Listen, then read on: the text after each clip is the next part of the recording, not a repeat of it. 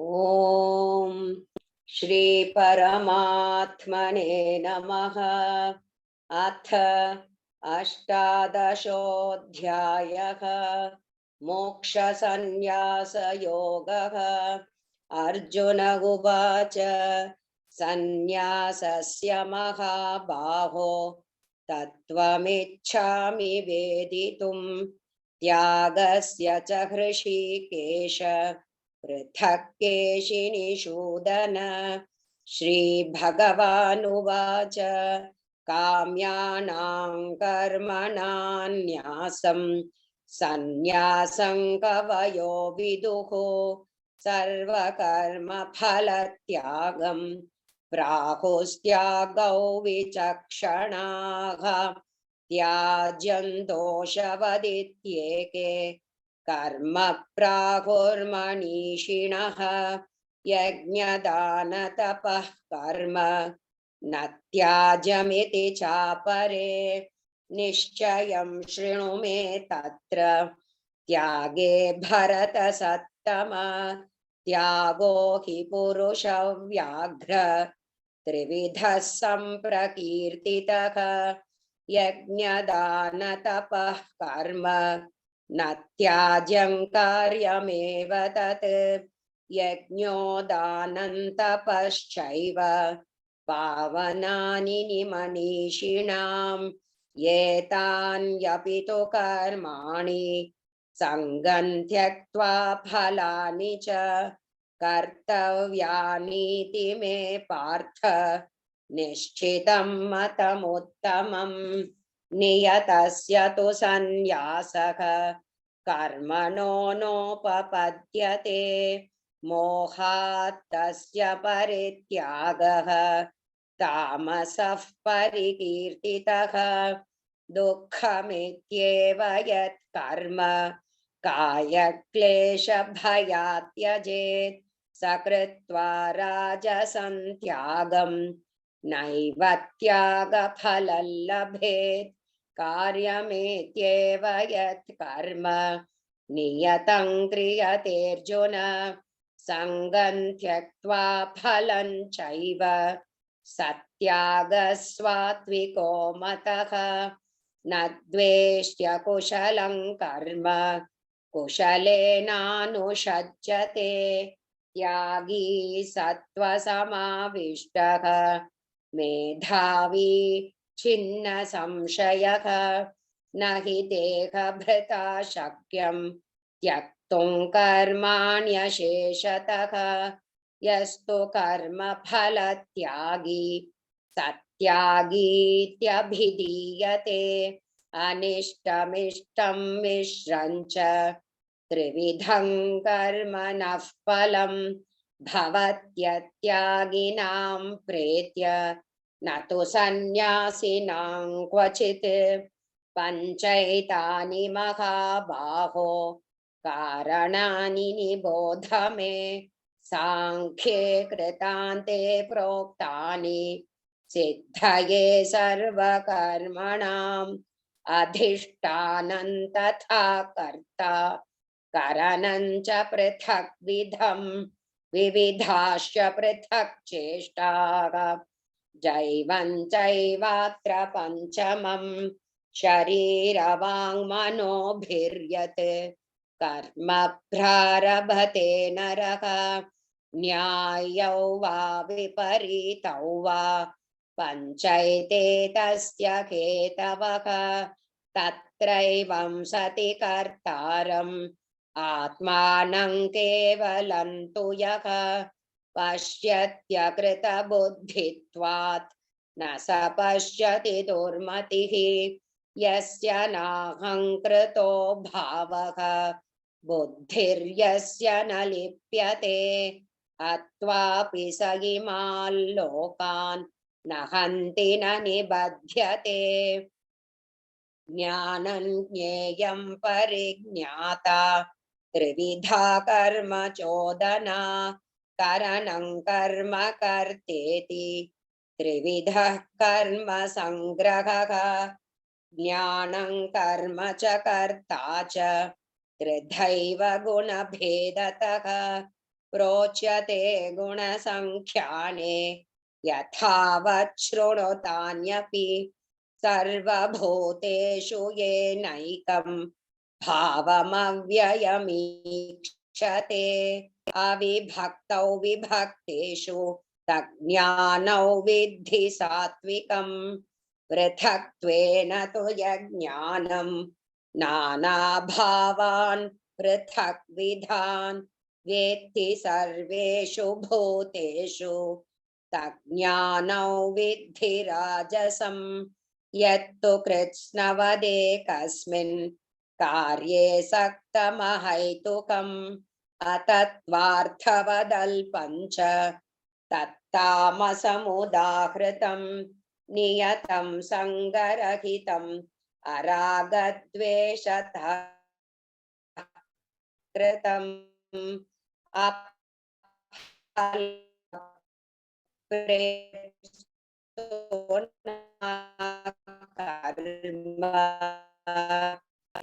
तत्सात्विकमुते साहंकारेण वासं तत्राजसमुदाहृतम् अनुबन्धं क्षयं हिंसाम् अनपेक्ष च पौरुषं मोहादारभ्यते कर्म यत्तत्तामसमुच्यते मुक्तसङ्गो न हौवादी धृत्योत्साहसमन्वितः सिद्ध्योर्निर्विकारः कर्ता सात्विक उच्यते रागी कर्मफलप्रेप्सुः लुब्धो हिंसात्मको शुचिः हर्षशोकान्वितः कर्ता राजसः परिकीर्तितः शठो नैष्कृतिको लसः विषादी दीर्घसूत्री च कर्ता तामस उच्यते बुद्धेर्भेदन् धृतेश्चैव गुणतस्त्रिविधं शृणु प्रोच्यमानमशेषेण पृथक्त्वेन धनञ्जय प्रवृत्तिं च निवृत्तिं च कार्याकार्ये भयाभये बन्धं मोक्षं च या वेत्ति बुद्धिः सा पार्थ सात्विकी यया धर्ममधर्मं च कार्यं चाकार्यमेव च अयथावत् प्रजानाति बुद्धिः सा पार्थ राजसी अधर्मं धर्ममिति या मन्यते तमसावृता सर्वार्थान् विपरीतांश्च बुद्धिः सा पार्थ तामसी धृत्या यया धारयते मनः प्राणेन्द्रियक्रियाः योगेनाव्यभिचारिण्या धृतिः सा पार्थ सात्विकी यया तु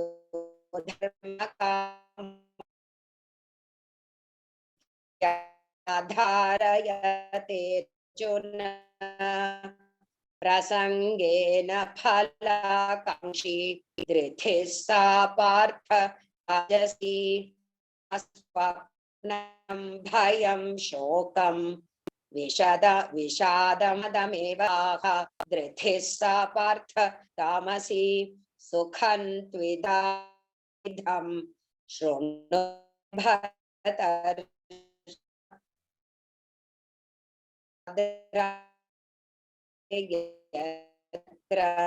दुःखान्तं च निगच्छत्यग्रे विषमिव परिणामे मृतोपमं तत्सुखं सात्विकं प्रोक्तं विषयेन्द्रियसंयोगात् यत्तदग्रे मृतोपमं परिणामे विषमिव तत्सुखं राजसं स्मृतं यदग्रे चानुबन्धे च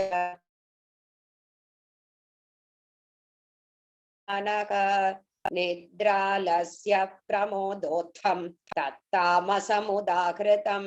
न ततस्ति पृथिव्या वा दिवि देवेषु वा पुनः सत्वं प्रकृतिजैर्मुक्तं यदेभिः स्यात् त्रिभिर्गुणैः ब्राह्मणक्षत्रियविषां शूद्राणां च परन्तप कर्माणि भक्तानि भवैर्गुणैः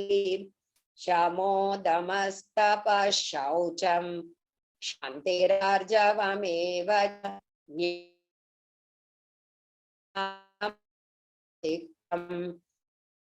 कर्म स्वभावजं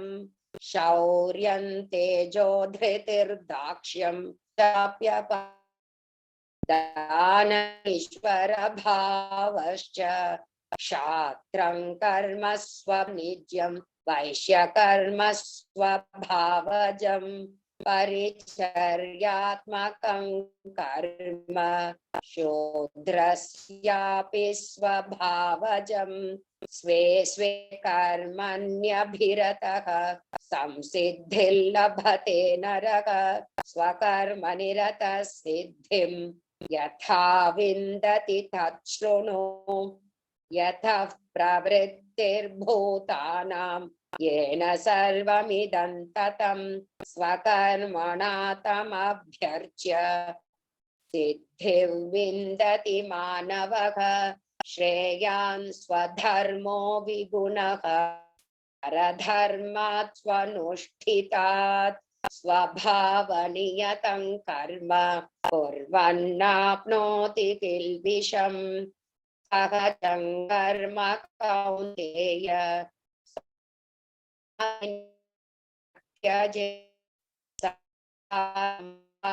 दोषेण धूमेनाग्निरिवावृताः असक्तबुद्धिः सर्वत्र जितात्मा विगतस्पृहः नैष्कर्म्य सिद्धिं परमां संन्यासेनाधिगच्छति सिद्धिं प्राप्तो यथा ब्रह्म तथाप्नोति निबोध मे समासेनैव कौन्तेय निष्ठा ज्ञानस्य या परा बुद्ध्या विशुद्धया युक्तः धृत्यात्मानं नियम्य च शब्दादीन् विषयान् त्यक्त्वा रागद्वेषौ व्युदस्य च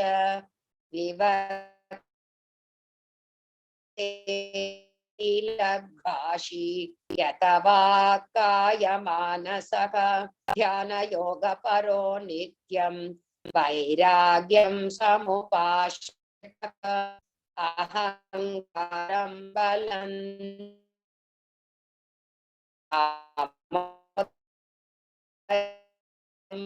विमुच्यर्मं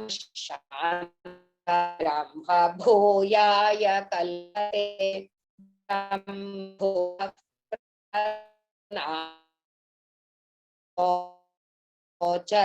कांक्षति समस्सरिल्लभते परां भक्त्या मामभिजानाति यावान्यश्चास्मि तत्त्वतः ततो मां तत्त्वतो ज्ञात्वा विशते तदनन्तरम् सर्वकर्माण्यपि सदा कुर्वाणो मद्व्यपाश्रयः मत्प्रसादादवाप्नोति शाश्वतं पदमव्ययम् चेतसा सर्वकर्माणि मयि सन्न्यस्य मत्परः बुद्धियोगमुपाश्रित्य मच्चित्तः सततं भव मच्चित्तः सर्वदुर्गाणि मत्प्रसादात् तरिष्यसि अथ चेत्त्वमहङ्कारात् न श्रोष्यसि विनङ्क्ष्यसि यदहङ्कारमाश्रित्य न योत्स्य इति मन्यसे मिथ्यैष व्यवसायस्ते प्रकृतिस्त्वान्नियोक्ष्यति स्वभावजेन कौन्तेय निबद्धस्वेन कर्मणा कर्तुन्नेच्छसि यन्मोहात् करिष्यस्य वशोऽपि तत् ईश्वरः सर्वभूतानां हृद्देशेऽर्जुन तिष्ठति भ्रामयन् सर्वभूतानि यन्त्रारूढानि मायया तमेव शरणं गच्छ सर्वभावेन भारत तत्प्रसादात् परां शान्तिं स्थानं प्राप्स्यसि शाश्वतम् इति ते ज्ञानमाख्यातं गुह्यात् गुह्यतरं मया विमृश्य तदशेषेण यथेच्छसि तथा कुरु सर्वगुह्यतमं भूयः शृणु मे परमौ वचः इष्टोऽसि मे दृढमिति ततो वक्ष्यामि ते हितं मन्मना भव मद्भक्तः मद्याजी मां नमस्कुरु मामे वैष्यसि तत्यन्ते प्रतिजाने प्रियोऽसि मे सर्वधर्मान् परित्यज्य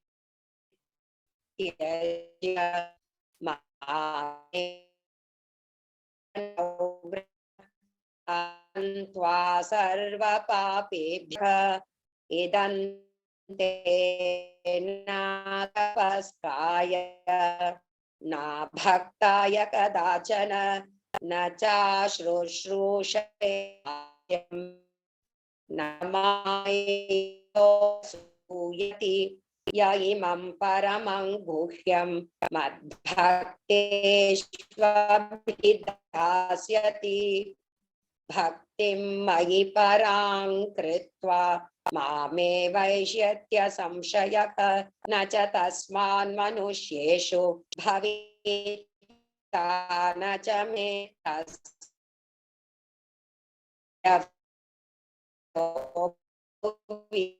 ध्येष्यते च य इमं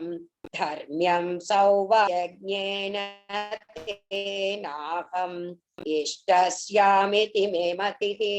श्रद्धावाननसूयश्च शृणुयादपि यो नरः सोऽपि मुक्तः शुभान् लोकान् प्राप्नुयात् पुण्यकर्मणाम् कच्चिदेतत् श्रुतं पार्थ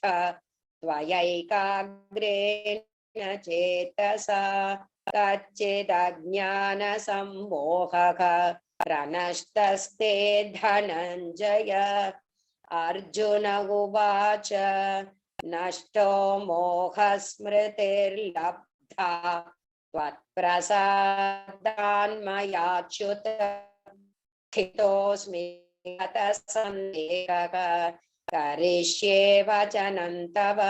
सञ्जय उवाच इत्यहौ वासुदेवस्य पार्थस्य च महात्मनः संवादमिममश्रौषम् अद्भुतं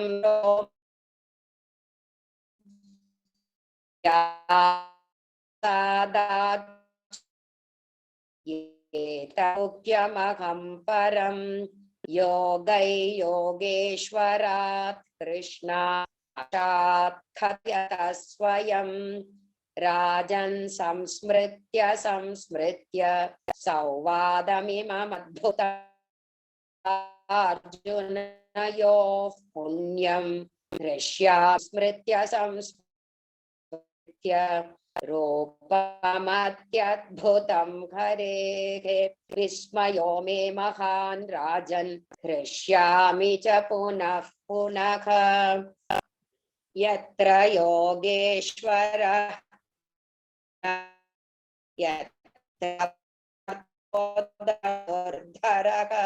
तत्र श्रीर्विजयो भूतिः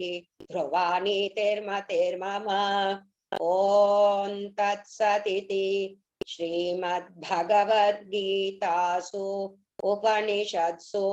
ब्रह्मविद्यायां योगशास्त्रे श्रीकृष्णार्जुन